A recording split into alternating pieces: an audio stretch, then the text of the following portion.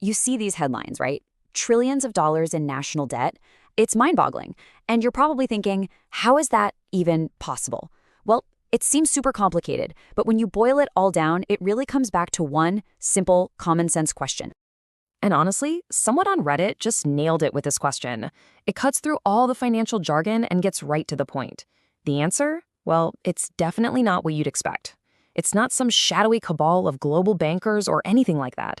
The truth is actually, well, it's a lot closer to home.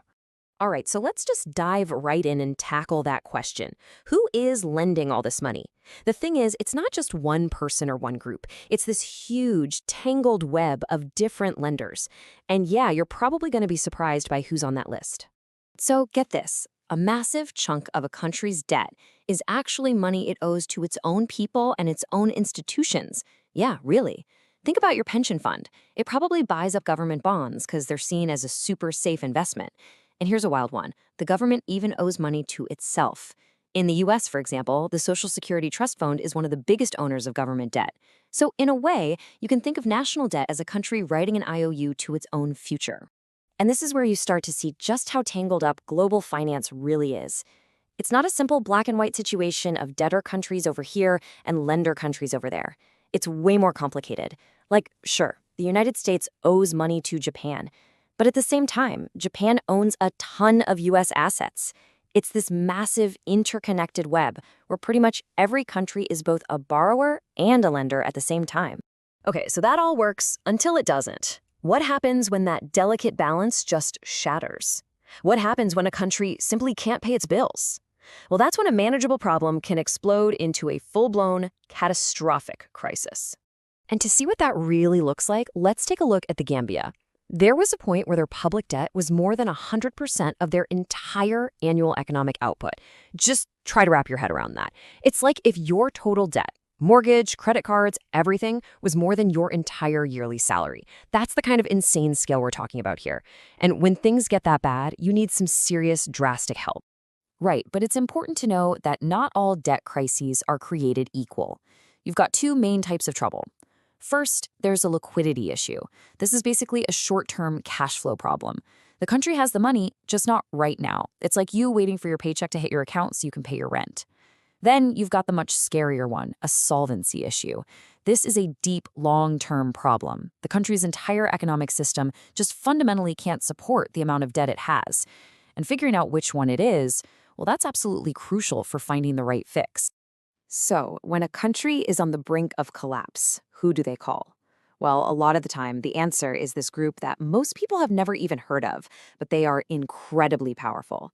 They're called the Paris Club. And this is the room where the really high-stakes negotiations over a country's financial future go down. Yeah, the Paris Club isn't some big formal building with a sign out front. It's actually an informal group of 22 of the world's major creditor countries. You've got the US, Japan, Germany, Russia, all the big players. The best way to think of it is like an ER for entire countries. When a national economy is bleeding out, these guys come together to try and stabilize the patient and figure out a plan to get them back on their feet before everything just completely falls apart. Now, this isn't some casual chat. The process is super structured. Before a country can even knock on the Paris Club's door, it first has to go to the International Monetary Fund, the IMF, and get on a strict financial program. Basically, they have to prove they're serious about fixing their problems. Only then can they officially ask for help. What follows is a whole bunch of intense negotiating, and eventually they sign a deal. But, and this is a huge but, then comes the most important rule of the whole game. It's the principle the entire system is built on.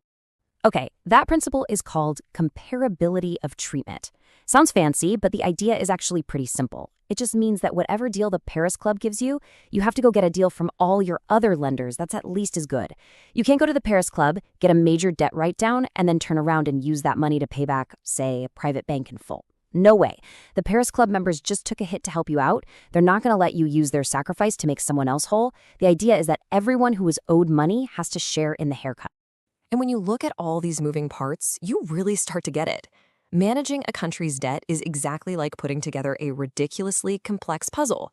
You've got all these different pieces: domestic lenders, international groups, economic forecasts, political realities, and you've got to make them all fit together perfectly. It's a real maze.